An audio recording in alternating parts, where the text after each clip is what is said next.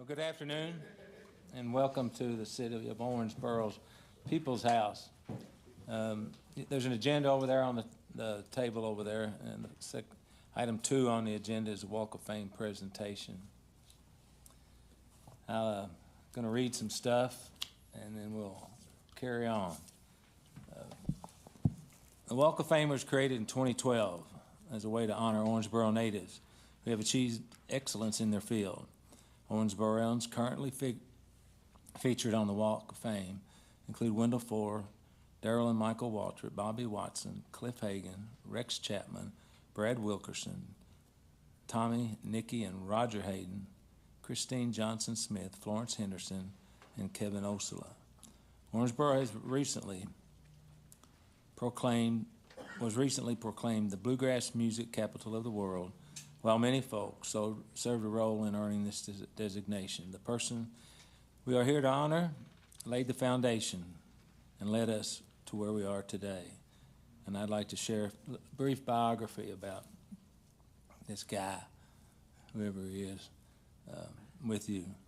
For more than 3 decades, Owensboro, Kentucky native Terry Woodard has been a key player in selling, organizing, and publicizing bluegrass music and in creating a state-of-the-art space for its history to be preserved.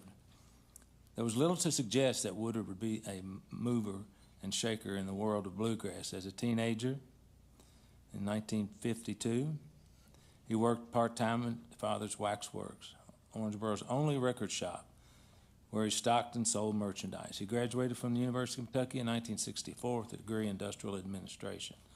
Over the next 4 years, he logged time in at Texas Instruments, Owensboro Davis County Hospital, Modern Welding. In 1968, he returned full-time to Waxworks, which was a record store as well as a one-stop distributor of recorded products to other retailers. By the 1980s, Waxworks had expanded to include a chain of retail outlets called Disc Jockey. During that time, there were 36 outlets in 14 states, and it was counted among the top 15 music chains in the country. Concurrent with this, the company was heavy into video sales and had some 1,500 accounts. It was at this time, and with Woodard's leadership, that the city of Owensboro had designs on becoming a mecca for bluegrass music. Bluegrass patriarch Bill Monroe had been born less than 40 miles away in the village of Rosine. The Owensboro Davis County Tourist Commission, of which Woodard was chairman, organized a free-to-the-public event called Bluegrass with Class. The highlight in 1985 program, a pairing of the Osborne brothers with Owensboro Symphony, is reported to have attracted over 12,000 attendees. A chance meeting with Barry Poss of Sugar Hill Records at the set the stage for Woodard's invitation to the 1985 Nashville gathering, organized by the Hall of Fame member Lance Leroy.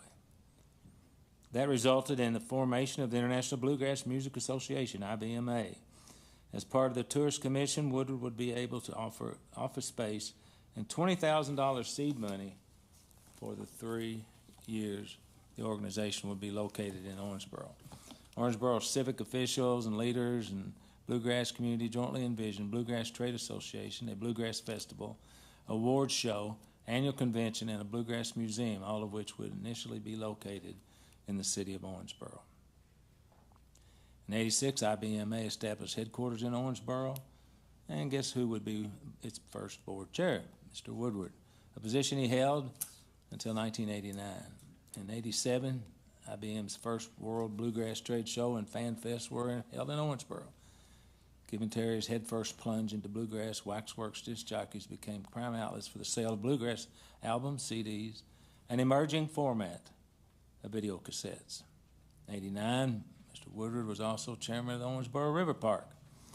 The committee was charged with developing a state-of-the-art performing arts facility that was to have an auditorium, a performance cafe, and a bluegrass museum. The performance cafe of the center was opened in 92 of September, and Woodward's Cafe, intended as a preservation hall for bluegrass, opened in 93. The museum still lacked funding, but several displays were in place to give the attendees a glimpse of what the facility could be. the full-scale International Bluegrass Music, renamed Bluegrass Hall of Fame and Music in 2018, opened in 95. 97, with significant issues surrounding the city's primary convention hotel, IBM the World of Bluegrass Trade Show and Fan Fest relocated to Louisville. While it was a blow to the community, Woodward opined that the trade show and Fan Fest were once-a-year attraction, and that Bluegrass Museum and the potential to draw tourists year-round were more important. The museum closed in 2000 for a remodel and reopened to much fanfare in 2002. Yet another setback to Owensboro's bid to be the headquarters of Bluegrass came in 2003 when IBM moved its offices to Nashville. In the meantime, 2000, Waxworks sold its disc jockey division, which included 230 retail outlets in 37 states, the fifth largest music chain in the nation. The company then concentrated efforts on DVD sales. Today, the vast majority of DVDs ordered through Amazon and Walmart.com are routed through the Waxworks warehouse in downtown Owensboro. Waxworks distributes DVDs to 400 museums and gift shops across the U.S., including the White House, Smithsonian, Disney, and Graceland. In 2003, Woodward became a trustee of the Bluegrass Museum. He donated $25,000 to fund a video oral history project to document the stories of early bluegrass performers. There were 268 interviews conducted of these cultural icons, and they have since been archived, along with numerous concert performances. The following year, he was elected chairman of the board of the trustees. In recognition of Terry's many bluegrass accomplishments, he was awarded IBM Distinguished Achievement Award in 2005. The Bluegrass Museum continued to be a major focus for Terry. 2007, he donated another $25,000. 2009, he was elected treasurer of the board of trustees, and in 2010, he was elected vice chairman. As 2010 approached, it was apparent that the existing Bluegrass Museum was not able to fulfill the early vision for its success, and Woodward again would lead efforts to a more bold approach and renewed focus within the community.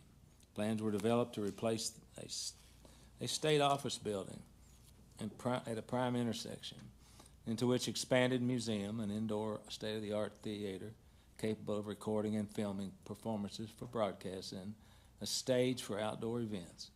Among his visions for possible uses to expose the music to a new and existing audiences was a weekly Opry-style program to emanate from the space. In 2011, Woodward was tapped to head the museum's fundraising steering committee. Later in the year, he was elected chairman for a 2-year term. Funding continued to be an obstacle to see the museum project through to its fruition. Finally, 2015, $100 million was allocated for our riverfront renovation, including a new convention center and bluegrass center. This force in securing those funds and state and local resources had actually budgeted $15.3 million for the bluegrass facility.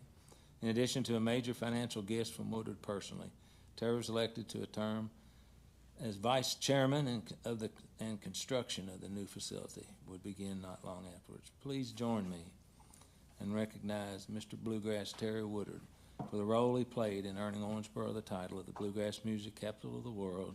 Terry will be honored with a plaque on the Owensboro Walk of Fame, which is located in front of the Bluegrass Museum.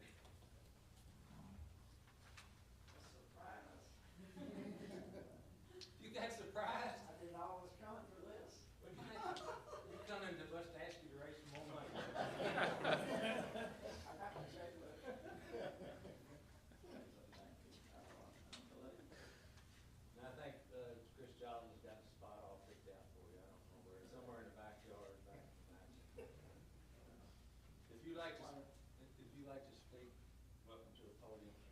Just state your name and address for the record. Terry Woodward. My address is 3 houses up from Tommy Watson on Bridgepoint and Copper Creek. I didn't know I was coming here today for this, Tom. Honestly, I knew we were making a presentation on growing the bluegrass in Owensboro, but this is a total surprise. And gosh, I kind of lost for words, but it's been a long journey with bluegrass, and but it's been a labor of love for me, all these years. I love Owensboro, and I've spent a lot of time, trying to help Owensboro through the years, and I think we've made a lot of progress. And thank you for this honor. There's a lot of people in that Hall of Fame, and to be included in that group is something special. So, Well deserved. Well deserved. thank you very much.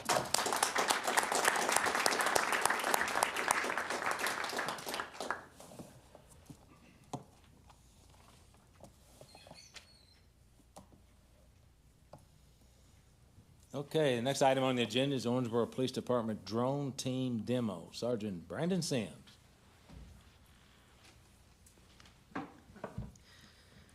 Commissioners and attendees, my name is Sergeant Brandon Sims. I'm with the Owensboro Police Department, and I have with me Detective Josh Bennett, who is also one of the drone team members. We're going to give you a quick presentation about what the team is, what we do, and how we came to be where we're at today.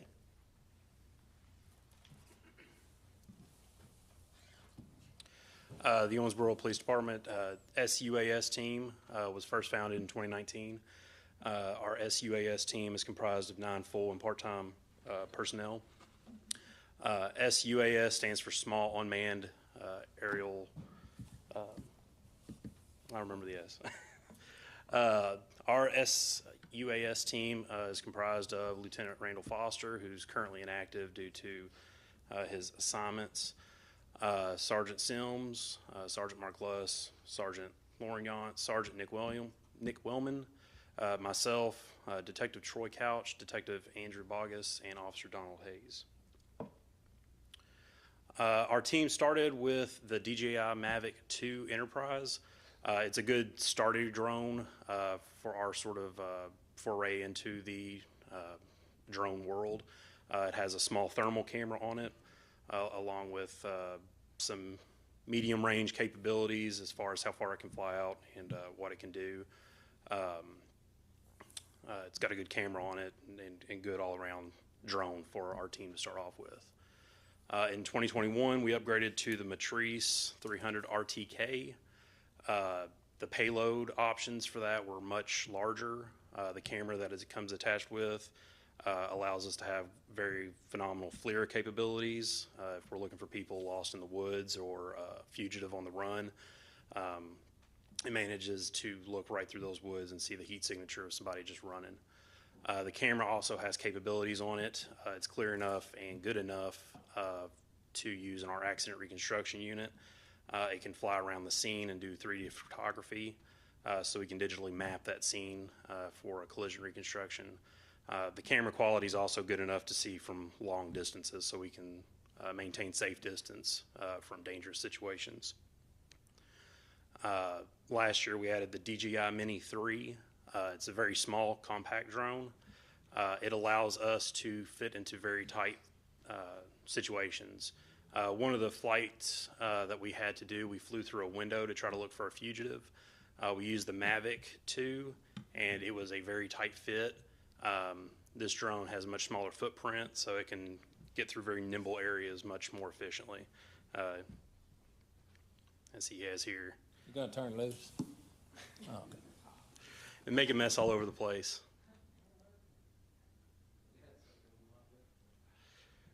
But it's a very capable drone too. It can do just about anything we need it to. It doesn't have a thermal camera though, but it's still very capable. As far as practical applications, I'll let Sergeant Sims take over. So some of the things we can do with these multiple different options we have. One is obviously evidence search and recovery.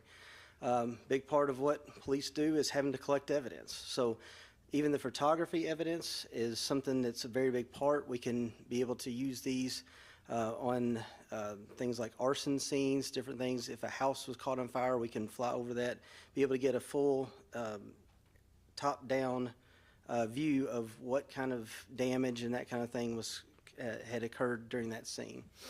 Locating, tracking missing and wanted persons. Obviously, we get a lot of calls for missing persons. We get a lot of calls where we're trying to find and locate someone, especially with the matrice, with the thermal and the FLIR capabilities of that. We're able to track people to see even in complete darkness, and there is a demonstration of that I will show you here in just a little bit. Barricaded subjects. The purpose for that would be just like Detective Bennett described earlier. In the scenario that he gave, which was a true life scenario, subject had actually barricaded himself inside of a hotel room. He'd actually shot at officers through the doorway. So we had our emergency response team there, which that's part of their job, but obviously we had no eyes inside to know what exactly he was doing inside that room. Also, there was a window open, and we weren't sure was he still barricaded in there or had he come out of that window. So being able to use the SUAS would allow us to be able to go in there, first off determine if he's even there, which that presents itself with a whole lot of being able to protect the officers that we got. I know several people have asked me before when I've talked about this, and they said, well, what happens if they knock it down? Well, if they knock it down, at least they only damaged a piece of property that is easily replaced. It's a lot safer than risking, injury or worse to one of the men or women that put on the badge and the uniform. Overhead photography, which I've already described, and a big thing is with the accident scene. As Detective Bennett described, the matrice that we have does have the capability that we have it connected to internet. So not only is it pulling the satellites that just normally control, but it's also connected to the Kentucky Department of Transportation system. So when we do that, it's pulling the GPS information from the satellites above, as well as the additional satellites and GPS points that the Kentucky Department of Transportation has. What that means is that all those photographs and in those videos, the accident reconstruction team can take that and put that into some software, which allows for that 3D mapping, which will give a better visualization of an accident scene and where evidence items were and all that kind of thing as well. And then natural disaster search and assessment. What that means is that a lot of times in natural disasters, there could be obstacles on can we get somewhere safely and that kind of thing. With this piece of equipment, we would be able to take the SUAS up, move it around, be able to check for people that are injured, that kind of thing, to help make sure that the right efforts and the right personnel are being moved around if that was necessary.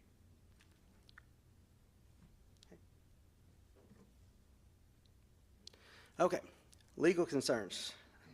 With everything, as police officers, we still have to make sure that we're legally abiding by all those legal things. So there is a Kentucky Revised Statute, there is a law, it's 500-130, that's called the Kentucky Freedom from Unwanted Surveillance Act.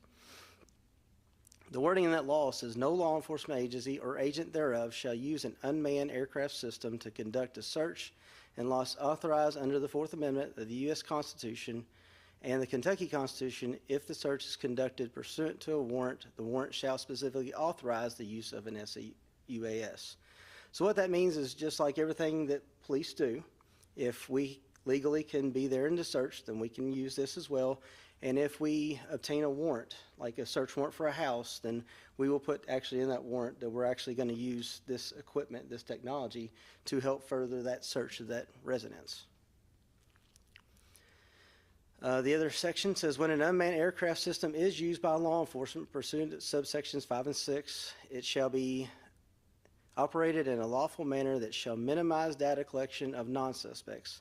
Disclosure of such data shall be prohibited except by order of the court or competent jurisdiction. So what that means is that when we do take this up, if we are, for instance, we have an arson and we have a house fire and we need to photograph that scene, map that scene, we will do so in such a way that even though it may have to come out a little bit to be able to get the right angles to document all that stuff, we keep the camera the best way forward on the focus of what we're there for and not just sporadically put it around. We're not trying to violate anybody's privacy and that kind of thing. Okay. What you'll see on the screen right now is called a FAA Part 107 license.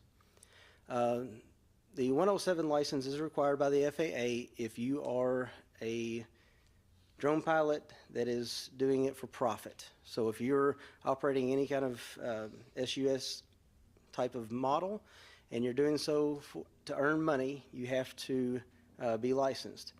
I'm proud to say that all of our team members are 107 licensed, as the copy of my license is up there. This was a very difficult test. It was for anybody that is an actual pilot in this room, if there is anybody, this felt like, to myself and other people, like going through ground school to actually become a pilot. We had to learn everything per the FAA about airspaces and different weather, how weather affects different things. And one thing that we have to do each time that we get ready to fly is we have to check on the weather because we have certain conditions that we're allowed to be able to operate these aircrafts in, and other instances where we can't. So all of us do comply with the 107 license, but we also went a step further. So the Owensboro Police Department, along with the City of Owensboro, we got what's called a Certificate of Authorization, or a COA. The COA goes a step further than just the 107. The 107 says that you can operate in certain conditions and with certain restrictions and that kind of thing. And like I said, most anybody that would be doing this for a profit or they're getting paid have to abide by that. The COA goes a step further, and that is where a municipality like the City of Owensboro has met together with the FAA and said, we are, going to do this, and they give us special permissions that other people don't get. So one example is we have a waiver for what's called TBLOS. It's Tactical Beyond Visual Line of Sight. So one FAA standard is that when we operate these aircraft, we have to be able to visually see it in the air. So like if I was flying right now and Detective Bennett was my visual observer, my job would be to make sure that I'm flying this aircraft around in a safe manner, and his job is to be looking up in the air and watching it the whole time to make sure it's not going to collide with anything, power lines, telephone poles, anything like that that could be dangerous, cause additional damage to other property, that kind of thing. The TBLOS allows us the right that if we had, let's say, that natural disaster we talked about earlier, the TBLOS would allow me to, if we know the road is blocked here and we can't see beyond that, and trying to get people beyond it may seem dangerous. Maybe there's live wires that are down that have not been turned off yet. We can, in that emergency state, fly the SUAS further than what we can physically see to be able to assess a situation to make sure that things are safe or know what's there. Once that emergency is done, once we've scanned what we need to scan, then we are supposed to bring that back. But we are extended that right specifically because of the COA that the City of Owensboro has gotten in tandem with the FAA. Okay, so visual demonstration. I got two videos that I'm going to walk with you guys through. The first one uses that Mavic 2 that we talked about earlier. And what this is part of a search of a rooftop area for evidence. And then the second video is a video of the matrice that we discussed and the thermal capabilities that that particular aircraft has.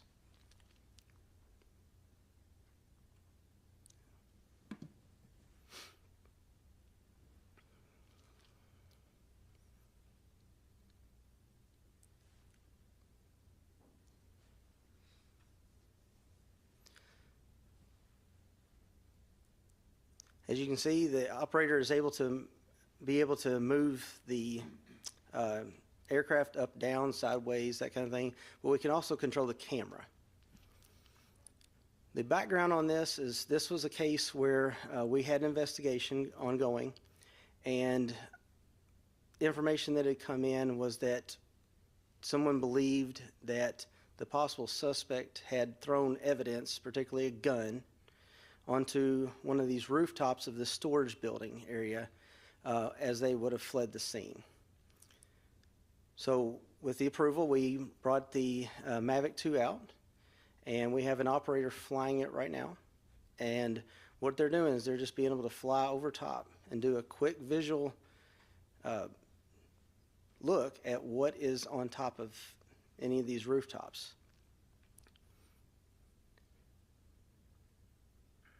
As you can see, the video is fairly clear. A little bit of lag, which is going to have occasionally, just because of that link between the cameras and the and that delay when coming back and forth.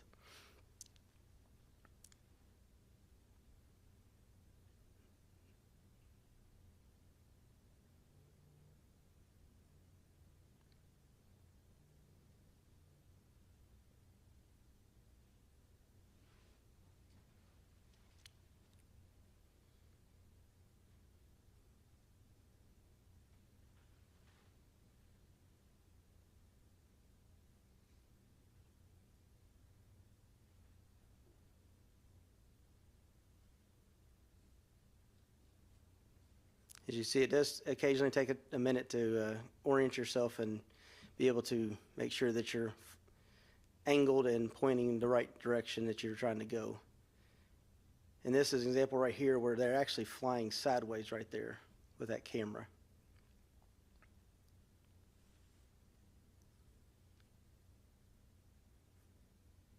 Now, one advantage of doing something like in this manner is that in a matter of minutes, our detectives, officers, that kind of thing, are able to search areas that normally would have taken a lot longer.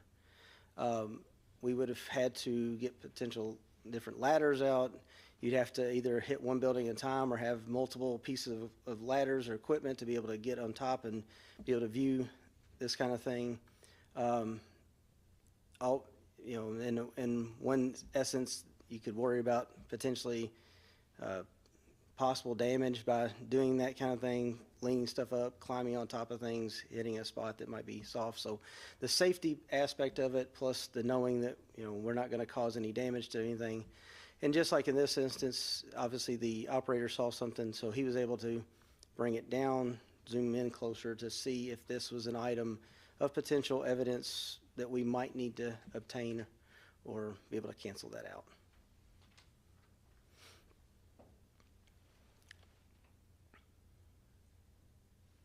Sergeant, if you just a point of clarification for somebody who watches Law and Order all the time, a long time. If your search warrant says you're going in for drugs and you find a big bunch of weapons, how does that work? Can you go ahead and seize the weapons, or do you have to go back and get another search warrant?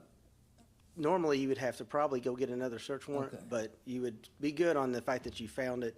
It's just, but a lot of times if it's guns and that kind of thing, or drugs, there's usually a knowledge of some kind of weapon involvement So to potentially. make it broad enough to make So sure. it would maybe already be included. It just depends on the actual circumstances of each thing and what was requested and why. Thank you. In this instance, I mean, with it being the roofs, only thing we're searching is rooftops here. We're not actually searching people's, individual stations. We're just seeing if anything was on the rooftop, which, as far as legally, would be a little bit easier because we're not invading anybody's privacy. We're not going physically into their storage building. We're just searching those rooftops. So in this instance, really the only thing we'd have to have is permission from the business owner, who would say, hey, can we fly over top? We're just looking to see if there's any evidence to recover or not, and we'd be able to do that pretty easily. Now, if we did want to go inside and try to inspect, then obviously that would change that. Okay, second video. This is a depiction of the thermal capability that we have for the Matrice model. This is pitch black at dark at night. This is at our range out the old landfill, the OPD range that we have. If anybody recognizes, know where that's at. So that there's not any really good lighting out there besides the training building that we have, but this is further out into the wooded area. So this is part of a training scenario we did. When obviously, when we get these new different models, it's important for us to be able to actually train with them to know how to use the equipment and how to know the capabilities and the possible restrictions that we might have. So this is what you're seeing, what we see through that thermal camera. And what we did was we would set up in one location, and we would have another member that would go run out into the woods.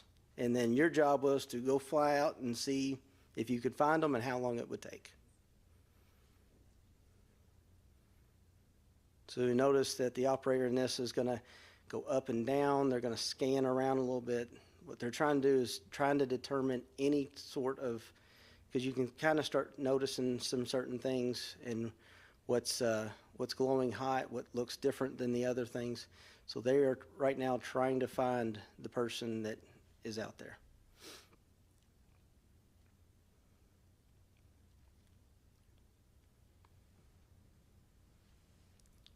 Flying at night is a little bit different too. There is some additional training that we all had to undergo that the FAA requires to make sure that you know the effects of darkness on your eyes and how you might perceive things and stuff like that. So there is some additional training beyond that initial FAA licensing that we obtained.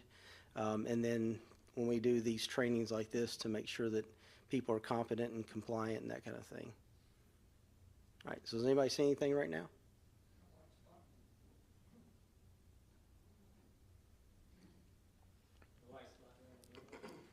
Yep, and there you go. And there he goes.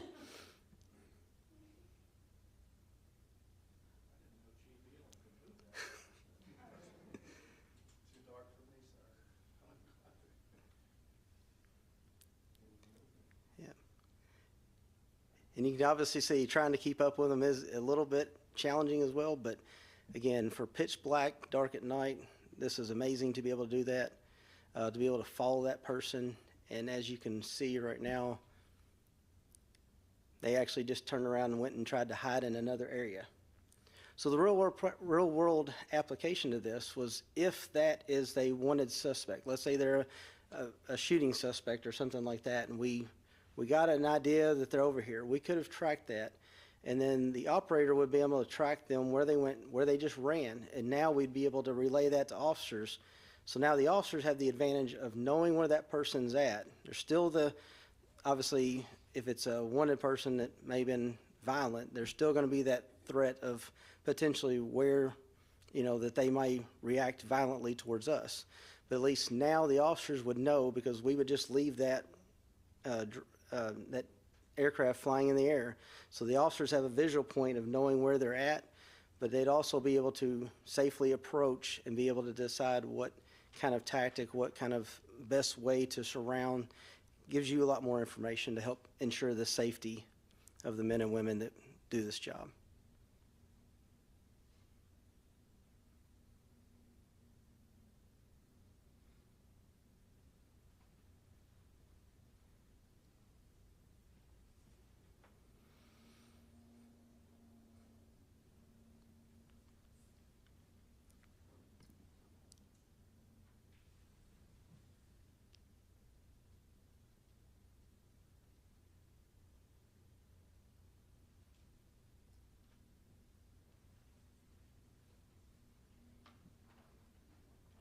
All right. And that concludes the videos. I'll stay in for any questions anybody has. Any question from the dais? Commissioner Caslen? I was wondering, how many of the drones do you currently have, and approximately what's the cost for each one? Okay, so we have the three that was described within. The Mavic 2 is the first one we got. That one was about $2,700 with everything. That's the actual aircraft itself, controllers, batteries, all that kind of thing. The next one we got was the Matrice. That one's a lot more costly because of the capabilities it has. That one was $27,000 for everything total, including that camera that is an additional option that doesn't normally come with it. It was an additional thing that we bought. And then the Mini 3, the newest one, the one I just showed her, walked around that had just slightly bigger in my hand, was right at about $900 for it and everything associated with it. I will note that the Enterprise, the Mavic Enterprise, and the Matrice are more what's considered commercial models, have a lot more different things. They're not really the typical thing that your standard person on the street would go buy. The Mini 3 is actually just, it's the same model that any consumer could buy at any store. Have you used them very often? We've used them for multiple different things. A lot of what we've really hinged on a lot of it here lately has been the accident reconstruction. Because of the software and different things they have with that, those work really well as far as being able to really create that 3D map and for court presentations and stuff like that. So a lot of the crime scene things as far as outlaying different things and being able to have something really positive to use for court and that kind of thing, or in these accident collision scenes, has been very beneficial. But we have utilized a lot of these for, like I said, going into that instance that I talked about at the hotel, and there was another one that comes to mind immediately where we weren't sure what we had in the second instance. We called several people out, but we weren't sure if we had anybody else inside. So being able to take them, use them to go through inside and make sure that the scene's clear, or at least know where a threat could possibly be in a house to protect citizens and law enforcement alike, has been something we've really used it for. Thank you. Yes, sir. Thank you, Mayor. Mr. Glenn? So, one question I have is, what's the lifetime on, say, the more expensive one with the therm lead? How many years of service can you expect to get out of it before you got to replace it? As long as you maintain all the parts and everything, should be pretty long. Now, obviously, the big thing that might come into play is batteries, because batteries are like anything else. They're going to wear, they're going to get where they may not maintain. But so far, we haven't had, we have a little bit issue with some batteries getting old, but as far as everything we have right now still functions, still does everything as can be. But the moving parts usually are pretty good, and we do a whole checklist before we ever put this thing in the air. We make sure that all the parts are moving like they're supposed to. If we thought there was any damage, we would buy additional propellers and keep them up to date. So we do a lot of preventive maintenance to make sure that these things are safe and that we don't have issues coming because of damage and that kind of thing. And my only other question is, are there any models that are like quasi-weaponized? And by that I don't mean guns or anything like that, or bombs, but maybe a flash grenade or a net you could drop over the perpetrator, or I don't know, but something, is that something we're looking at down the road? I don't think we want to be firing weapons. The options we have don't allow for that kind of thing. We do have the capability, as Detective Bennett had described. We got the cameras that mount. We got some that have loudspeakers. Now the Mini 3 that you see, it's just going to fly and it's just going to give you a visual. The Mavic and the Matrice, we can put loudspeakers on it so we can actually communicate, call somebody out. We got strobe lights and we got floodlights that we can additionally add to add extra light to an area and that kind of thing. But nothing we have would be allowed us to actually weaponize anything like that or use it for that capability. Yeah. Okay. Thank you, Mayor. Thank you. Okay. Thank you. Once again, the Owensboro Police Department on top of it. Thank you very much. Okay, we'll go to item 4, 2025 to 2030 NRSA. Proposed boundaries. Worked out with the drone, so we know exactly what we're doing. Abby Shelton, Community Development.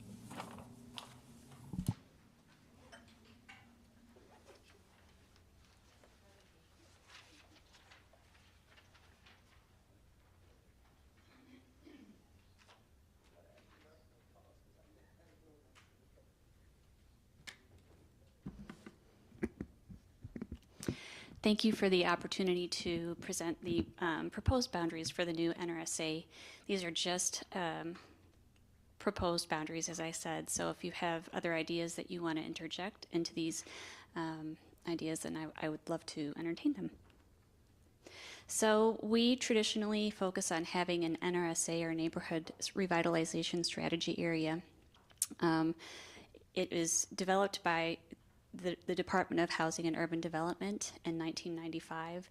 It requires that 51% of the residents are low to moderate income, and that the area falls in the upper quartile of the income threshold of LMI residents. NRSAs are intended to revitalize a targeted neighborhood by encouraging a coordinated approach through comprehensive place-based efforts. And we try to maximize the funding that we receive from HUD by using local dollars to infuse into those areas. The benefits of an NRSA, of course, job creation, creating affordable housing.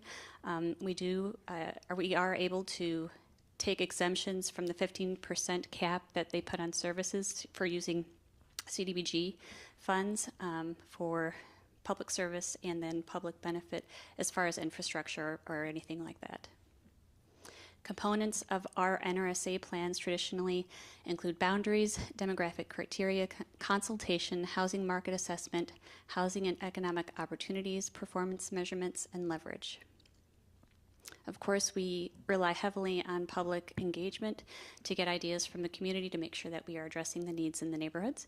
We do mass mailing regarding surveys, public forums, advisory group meetings, pre-proposal public hearings, consultations with developers, and post-proposal public hearing. So these are some of the numbers that we have produced in past NRSAs through Baptistown, Old Germantown, Mechanicsville, Triplet Twist, and now we're in the Northwest NRSA. You can see the total investment for all of these from 1999 through 2020, and now 2023, is about $45 million. 34% of that is public investment and 65% of that is private. So we're very grateful that we have thriving NRSAs that use both public and private investment. So this is the map that you have in front of you, and it's kind of hard to follow. If you don't have an enlarged version, I'm happy to give anybody else a map if they would like one. But you can see that the blue boundaries are past NRSAs. The green one is the Northwest NRSA, and the red boundaries are proposed NRSAs. So the first boundary that we are proposing is on the west side, and disclaimer, you can either choose one or all three of these if you like them, or if there's other boundaries that you'd like me to consider, like I said, I'm happy to do that as well. So we took some of the demographics from option one, which is on the west side. It consists of 2 block groups. It's 64% LMI, has approximately 586 residential structures. There's 2 vacant lots and 4 commercial lots. So obviously this would be the focus would be heavily residential programs. Condition according to PVA: 10 poor, 154 average, 410 fair, and 2 good. There's approximately 200 rentals, and the average structure age is 1959. So you can see it kind of extends from the Northwest and Mechanicsville NRSAs that have been previously completed. Option one, like I said, is heavily residential. There's some pictures that we had taken from the neighborhood. And like I said, we would focus heavily on homeowner exterior rehab, down payment assistance, beautification, new single-family builds, and rental rehab. Option two is in the middle of town. You can see its boundaries on Frederica Street and kind of goes into the old Baptistown previous NRSA. It has 3 block groups. It's 63% LMI, has 461 residential structures, approximately 21 vacant lots, 109 commercial lots. And according to PVA, 17 in poor condition, 307 average, 178 fair, 30 good. It has also approximately 200 rentals, and the average structure age is 1941. And this proposed NRSA boundary has a mixture of a good mix of older homes that I think would be ripe for rehab. So we have proposed programming for exterior rehab, commercial facade rehab, down payment assistance, beautification, new single-family builds, and rental rehab. And there is probably also an opportunity for some public benefit in that area, I mean infrastructure. Option 3 is on the east side of town, and it creeps into the Old Germantown NRSA. It has 2 block groups. It's 84% LMI, and it's also on a major artery or way into town. So you can see that there's a lot of opportunity for public benefit in that area as well. There's 188 residential structures, 37 vacant lots, 135 commercial lots, and condition according to PVA, 8 poor, 61 average, 164 fair, and 8 good condition. There's approximately 150 rentals in that little box, and the average structure age is 1922. And here's some pictures from that area, of course, Clay Street, and it doesn't go into the Germantown Park area, but it is heavily residential and has a lot of opportunity for exterior rehab, commercial facade rehab, down payment assistance, beautification, new single-family builds, and rental rehab. That's my presentation.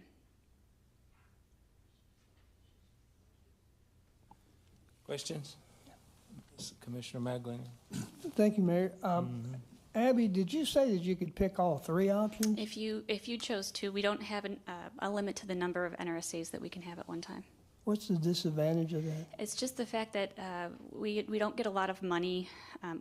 We're thankful for what we get, but compared to places like Louisville, which is of course bigger, we would like to maximize those funds in a concentrated area to produce a greater benefit for those citizens. I understand, yeah. So we've done a really good job on the Northwest. I think Thank you. over $5 million private investment's great. So thanks Thank you. for what you've done. Appreciate that. That's all. Thanks, Mayor. Anybody else?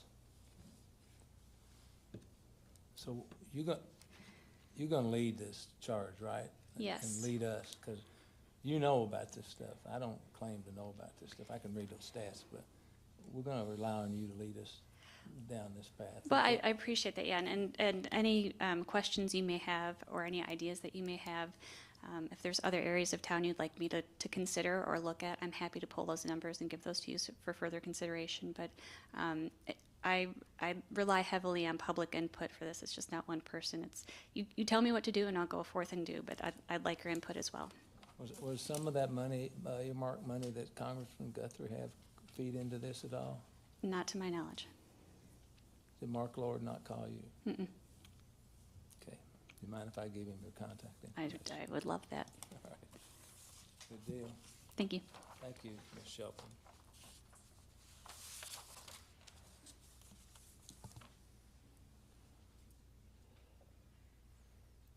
Okay, next item on the agenda is the Public Works year-end statistics. Mr. Stephen Franklin, Public Works Director. Thank you, Mayor, Commissioners. Stephen Franklin, Director of Public Works, 1410 West 5th Street. So today I'm going to be giving you a brief overview of kind of some of the things that we've been up to this past year, touch on a few highlights. As you know, Public Works is a diverse operation consisting of several different departments and divisions within. You can further categorize those in 2 areas. You've got engineering, which is led by City Engineer Kevin Collian, and you've got operations, which is led by Deputy Director Kevin DeRossett. So one of engineering's primary responsibilities is the management of public improvement. Here you can see that in 2022, the department spent $3.5 million on street improvements alone.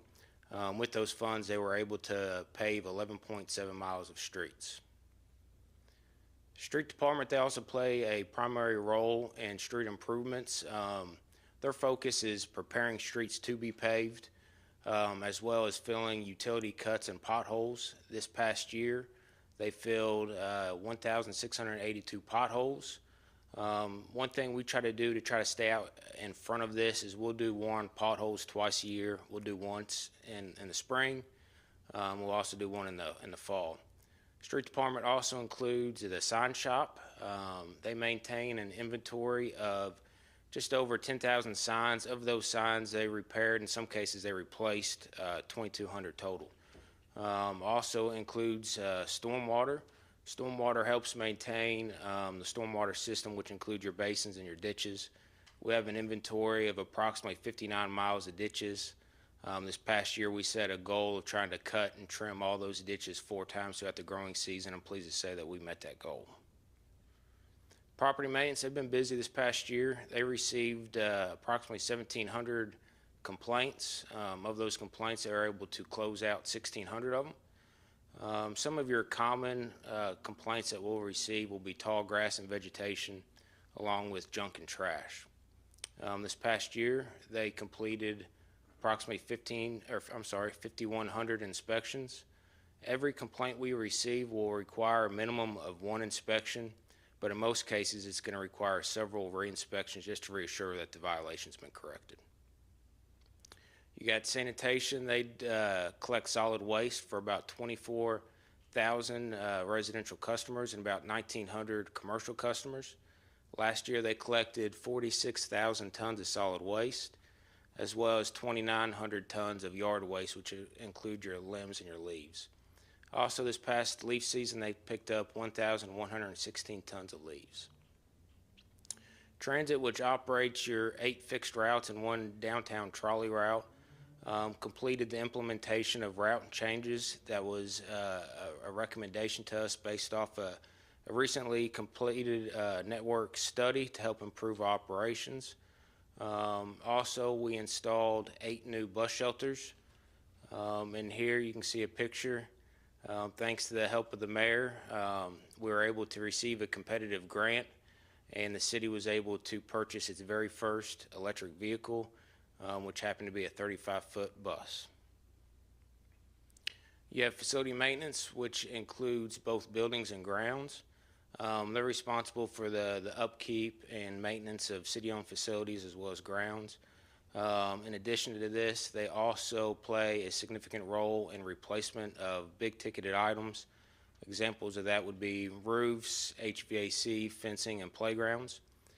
This past year, we were able to replace the roofs to 5 city-owned facilities, as well as replace the flooring to include carpet and some tile at OPD admin building. Grounds was able to do their part and help beautify Moneta Sleet last year. They were able to install 15 ornamental trees at the park during last year's Arbor Day tree event. And last, we've got the city garage. They maintain and repair the city's fleet. That's including vehicles such as fire trucks and OPD cruisers, all the way down to small engine stuff, lawnmowers, weed eaters, blowers, backhoes, things like that. We've got just shy of 1,000 units in our system. Last year, they completed just over 2,000 work orders. In addition to the maintenance and the upkeep of the city fleet, they also help RWRA with some needed repairs. But anytime the city purchases a new asset, say it's an OPD cruiser, that asset goes to the city garage first. That way they can get it plugged into our system, go ahead and get fuel cards on it, get insurance, as well as get that vehicle upfitted so they can put it into service. So that concludes my presentation. I'd be happy to try to answer any questions you may have. Any questions? Commissioner Smith-Wright. Thank you. You're welcome. Are your limbs and leaves pickup, has it stopped? So we still collect yard waste. Leaf season's officially over, but yard waste continues. So if you've got limbs or items you can bag, such as leaves, we'll still pick those up on your regular trash day. I have some limbs that I can't bag From that storm. Mm-hmm. Yep, we're still collecting. Oh, okay. So if you've got limbs like that, it doesn't have to be from a storm. It could just be you're out there pruning, in the springtime or whatnot. If you've got them, just bring them curbside. Just don't put them out into the street, and try not to block any sidewalks or fire hydrants. And then we've got a crew that'll come around and pick those up. Okay, because I've had mine out for a minute. We're a few days behind. Okay. Just because of the storm, we've had a lot of damage. We've had a lot of stuff, big trees that came down, and during that event, we were trying to clear roadways and things like that. So we had to go back and get those. That one at Legion Park's a dandy, isn't it? Hey, there's several. Yes, sir, Mayor. Yes, sir. You're welcome. Commissioner Glenn. So, the electric bus, are we happy with it? Would we like to have more, or is it turning into a headache and a half? How would you assess that? I'd say we're happy with it per se, but like anything that's as sophisticated as that. There's going to be some bumps along the way. You know, we're still trying to figure this bus out and its applications, because one thing that we've learned with electric is the battery lifespan may differ from one season to the next. You may run the AC a little bit longer, which drains the battery. So, and not every route we have is the same distance. So we're trying to work out the details on that, but so far it's been a pretty good asset. And then bus shelters, is there any possibility of getting some more bus shelters? I drive by Rose Hill, Homewood, and we've got people sitting on the ground still. And Yep, 2023, so that disturbs me in bad weather. You know. Yep, so we're pretty proactive in that. We're working on, I think, 6, give or take, right now that are in the works of getting a new bus shelter installed. We have some in inventory. We're trying to identify some good locations for those. But in some cases, it's not city-owned property that these shelters are going to, so there's certain steps we have to go through to get it. So unfortunately, sometimes it takes a little bit longer than we'd like to, but we've got some in the works, and we've got more down the road. Well, you all do great work. We really appreciate all you do. And you picked up my limb, not you, but your team picked up my limb, so I'm happy. Thanks, sir. Thank you, Mayor. Okay, if there's nothing else, we'll move on to the next item. City's project list. Leland Hancock, Assistant City Manager. You're up, baby. Thank you, Mayor. I believe everyone's had time to review the list, and we're happy to answer any questions you may have. Any questions from the dais? I just have one very quick one, and Amanda's here, that's why I wanted to ask it. So, can we get an update on the batting cages and the field lighting, since that's very important to the ball tournaments this season? How are we doing with that? So I'm pleased to say that we're making good progress on both of them. We'll start with the batting cages. So the batting cages, the pad's been poured. The cage system is about 99% up, if not 100% up. They've been working on that the last 2 days. We've had a welder out there. Once we get that fully erected, we'll go ahead and do some touch-up paint, and then we'll install the netting. I hope to have that project wrapped up by this week. Fingers crossed, as long as nothing unforeseen happens. So hopefully by Friday that'll be fully complete. As far as the lighting, it's progressing well too. We have established a completion date of April 1st. Right now we're on schedule to reach that goal. There's a little bit of supply issue a few weeks ago. Originally we were supposed to have our poles about a week and a half ago. That got pushed until Monday. But the last update I got, we're still getting our poles on Monday. The good news is all the prep work for that is completed, so all the wires have been ran. It's literally just setting the poles on the foundations, hooking them up, and there's a little more to it than that, but that's kind of the extent of it. So again, our goal is April 1st, and right now I think we're on schedule to hit that. Wonderful. Thank you. Okay, anything else to be heard? Commissioner Smith-Wright?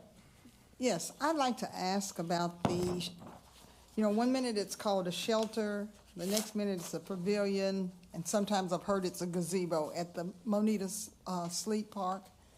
So is it a shelter like the shelters in the other parks, screened in, that kind of thing? Or?